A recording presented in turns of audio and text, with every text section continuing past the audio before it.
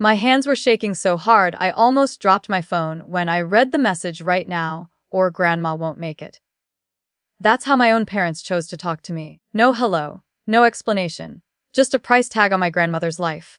I hadn't heard from them in months. The last time we spoke, my father told me I was selfish for moving out of the family home and abandoning responsibilities. My mother cried dramatically in the background like I had committed some crime. I moved to the city to build my own career. That was my crime. But Grandma, she was my weakness. She raised me when my parents were busy fighting or chasing money. She was the only one who ever believed I could become something more. The thought of her lying in a hospital bed, struggling to breathe, because I refused to send money, it crushed me. I called immediately, no answer. I called again, straight to voicemail. Then another text came, don't waste time. Hospital needs deposit now. Transfer immediately, no hospital name, no doctor's name, just urgency fear, pressure. 10 lakh rupees is not a small amount. I had savings, but that money was meant for my startup investment. Years of hard work. Sleepless nights. If I sent it, I'd be back to zero. But what is money compared to Grandma's life? I was about to open my banking app when something felt wrong. Grandma had regular checkups at a specific hospital near our hometown. I still had one of her old prescription photos in my phone. I zoomed in and found the hospital's name. Instead of transferring money, I called the hospital directly. The receptionist transferred me to the geriatric department.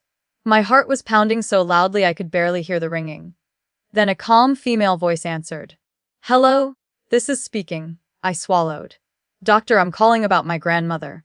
Her name is Shanti Devi. My parents said she's critical and needs emergency surgery.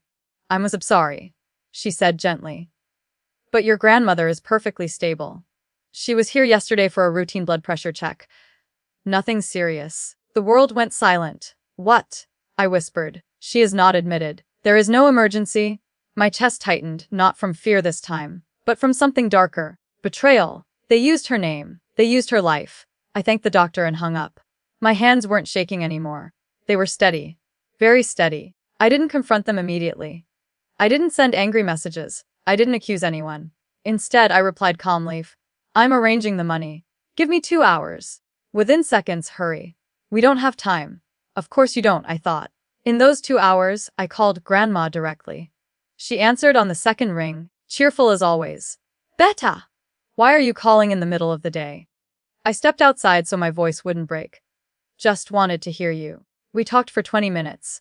She sounded healthy, laughing, teasing me about marriage, completely unaware that her life had just been auctioned. After hanging up, I made my move. My parents care deeply about one thing: reputation. In our town, image is everything. My father prides himself on being seen as respectable, generous, successful. He hates embarrassment more than poverty. So I crafted a message carefully. I didn't send it to them. I sent it to the extended family WhatsApp group. Uncles, aunts, cousins, even the community elder. I wrote, just spoke to doctor at city hospital. She confirmed Grandma is stable and was only there for routine checkup. I'm confused why I received an urgent message asking for 10 lakh rupees for emergency surgery. Can someone clarify? Then I attached a screenshot of the call log with the hospital. And I waited. The typing notifications exploded. What surgery? Who asked for money? Is everything okay? My father called me immediately. I didn't pick up. He called again. And again. Then my mother started calling. Messages started coming privately from relatives. Beta, what is happening? Finally, my uncle wrote in the group, brother, explain. Why is money being demanded if there is no emergency? Silence from my parents. 10 minutes. 20. Then my father replied in the groups. There was a misunderstanding. A misunderstanding worth 10 lakh. I didn't respond. But I wasn't done. Later that evening, I sent one final message in the group. For transparency, I have recorded all calls and saved all messages. If any further financial request is made using Grandma's name, I will consider it fraud and take legal advice. I love my grandmother deeply, and I will not allow her to be used for money. That was it. No insults, no shouting. Just facts. The group went silent. My father never apologized directly. Of course not. His ego wouldn't allow it. But something changed after that day. The emotional blackmail stopped. The sudden emergencies stopped. The guilt-tripping stopped. Words spread quietly in the community. Not because I exposed them aggressively, but because they exposed themselves. And here's the most satisfying part. A few months later, when my startup finally launched successfully, relatives started praising me in the same family group. My father posted my achievement with pride, pretending nothing had happened. I didn't correct him. I didn't embarrass him further, because the lesson had already been delivered. They tried to scare me into paying for a lie. Instead, I made sure everyone saw the truth, and the truth cost them something far more valuable than 10 lakh rupees. It cost them you'd think that would be the end of it. But it wasn't. A week after the family group incident, my mother finally called from her own number. Not shouting. Not crying. Just quiet. "Why did you humiliate us like that?" she asked. Humiliate. That word stayed in my head. They tried to extort 10 lakh rupees using my grandmother's life. And I was the one who humiliated them. I didn't raise my voice. "I didn't humiliate you. I asked a question." Silence. Then she said something that told me everything. "You could have just sent the money. We would have returned it." Returned it. The same way they borrowed money from relatives years ago and never paid back. The same way they used my college savings to invest in my father's failing business. I realized this wasn't about grandma. It wasn't even about money. It was about control.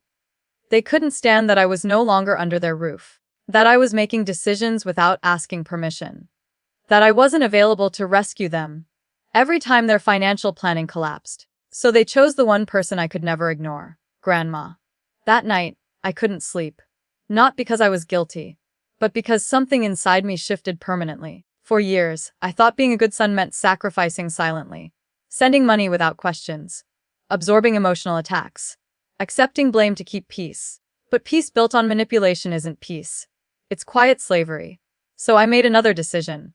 I opened a separate bank account and started sending a modest, fixed monthly amount directly to Grandma's personal account. Not to my parents. To her. I called her and explained gently, without accusing anyone. "This is just for your medicines and anything you want for yourself." She resisted at first. Pride, old habits, but I insisted. Now if there was ever a medical emergency, the hospital could call me directly. Bills could be sent to me directly. No middlemen. No drama. No fake ultimatums. And something interesting happened. The emergencies completely disappeared. Not reduced, disappeared. Months passed.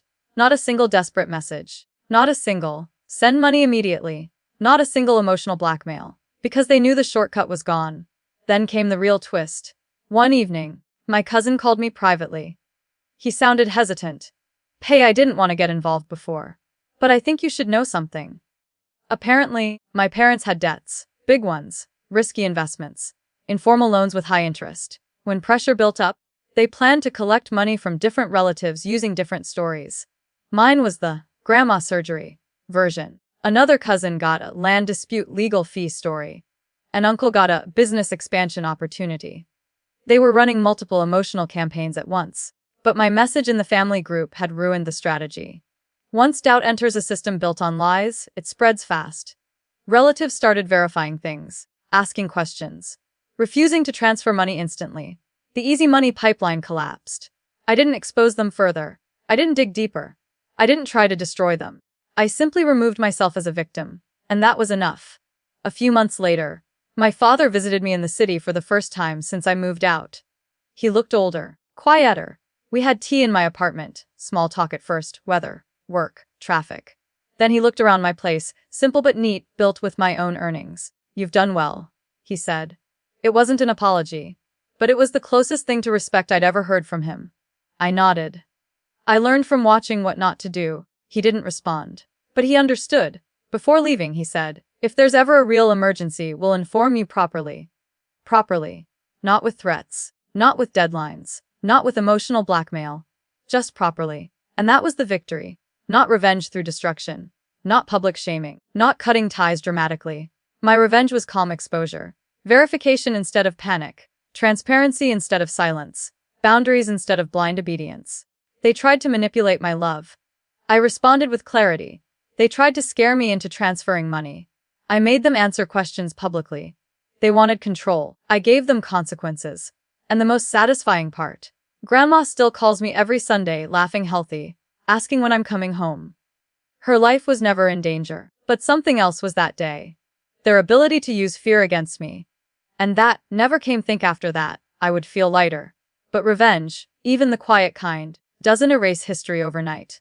There were still family gatherings, weddings, festivals, those awkward moments where everyone pretends nothing happened, but everyone knows. The first big test came during Diwali. I went home after almost a year. The house looked the same. The same old sofa. The same clock ticking too loudly in the living room. But the energy was different. Careful. Measured. Like everyone was walking around invisible glass. Relatives were already there when I arrived. Conversations slowed for a second when I entered. Then smiles returned. My father was unusually polite. My mother was unusually soft. And I understood something very clearly: they weren't being kind out of love. They were being careful out of awareness. They knew I would verify. They knew I would question. They knew I wouldn't act out of fear anymore. That shift in power doesn't require shouting. It just requires consistency. At dinner, one uncle jokingly said, "Now that you're successful, you should help your father expand his business again." Before, I would have felt trapped, guilty, pressured. This time I smiled calmly. "I'm open to reviewing a proper business plan," I said, "with projections, liabilities, and repayment terms in writing." The table went silent. Not because I was rude, but because I spoke like an investor, not a son. That was new. My father laughed awkwardly. "We're just talking casually." "Of course," I replied gently. "And I'm answering seriously. No anger, no disrespect, just boundaries." Later that night, my mother came to my room. She sat on the edge of the bed like she used to when I was a child. "You've changed," she said quietly. I looked at her. She didn't argue. After a long pause, she whispered, "We were under pressure. We made mistakes." There it was. Not a full apology, but the truth finally cracked through. Pressure, mistakes. Not misunderstanding. Not, "You embarrassed us." Just mistakes. I didn't lecture her. I didn't reopen wounds. I simply said, "I would have helped if you had told me the truth." And that was the real revenge. Because they finally understood something painful. They didn't lose money that day. They lost trust. And rebuilding trust is far more expensive than 10 lakh rupees. Over the next year, something unexpected happened. They started being honest. Small things at first. If bills were high, they said bills were high. If business was slow, they said business was slow. No dramatic hospital stories. No emotional deadlines. Just facts. And when things are presented as facts instead of threats, I'm actually willing to help. Not blindly, but strategically. I even helped my father restructure part of his debt. On paper, with repayment tracking. It wasn't charity. It was structure. And structure forces accountability. Sometimes people think revenge means ruining someone. But the most powerful revenge is forcing someone to face reality. I didn't scream. I didn't expose them publicly beyond what was necessary. I didn't cut them off forever. I simply removed the reward for manipulation. And manipulation dies when it stops working. The biggest moment came unexpectedly. Grandma fell mildly ill one evening, not serious, just dehydration. This time, my father called me calmly. "She's at the hospital. Here is the doctor's name. Here is the room number. You can speak to him." No threats. No demands. Just information. I spoke to the doctor directly. Paid the bill directly. Arranged better follow-up care. After she recovered, my father called again. "Thank you," he said. 2 simple words. But this time they felt real. Because they weren't attached to fear. They were attached to respect. Looking back, that text message, "Or grandma won't make it," was meant to break me. Instead, it built me. It forced me to stop reacting emotionally and start responding intelligently. It forced me to grow up, not just financially, but emotionally. They tried to weaponize my love. I turned it into leverage for truth. And today, our relationship isn't perfect. But it's honest. And honest relationships don't need threats. They need clarity. They thought fear would control me forever. But the moment I chose verification over panic, silence over shouting, strategy over emotion, everything changed. Not because I destroyed them, but because I stopped being someone they could control. And once control is gone, respect has no choice but to take its past. But that one message never left my memory. It used to make my chest tighten. Now it reminds me of the exact moment I stopped being their safety net and started being my own foundation. Success changed things even more. My startup didn't just survive, it grew. Slowly at first, then steadily, then confidently. Investors came in. Partnerships formed. My name started carrying weight in circles my parents once thought were impossible dreams. And that's when the real test began. Because when you become successful, people don't just see you differently. They treat you differently. Relatives who once advised my parents to control me now praised my independence. The same uncle who suggested I should hand over my earnings for family unity now asked me for career advice for his son. The hypocrisy could have made me bitter. But I didn't let it. I watched. I observed. And I learned something powerful. People adjust their behavior when consequences become real. The final turning point came during a large family gathering at a cousin's wedding. Almost the entire extended family was there. Laughter, music, lights everywhere. At one point, an older relative loudly said, "You're lucky your son is earning well. Otherwise, who knows how you would manage." Everyone heard it. It wasn't an insult. It was a reminder. A public one. My father didn't laugh it off. He didn't take credit. He simply said, calmly, he worked hard. We didn't always make it easy for him.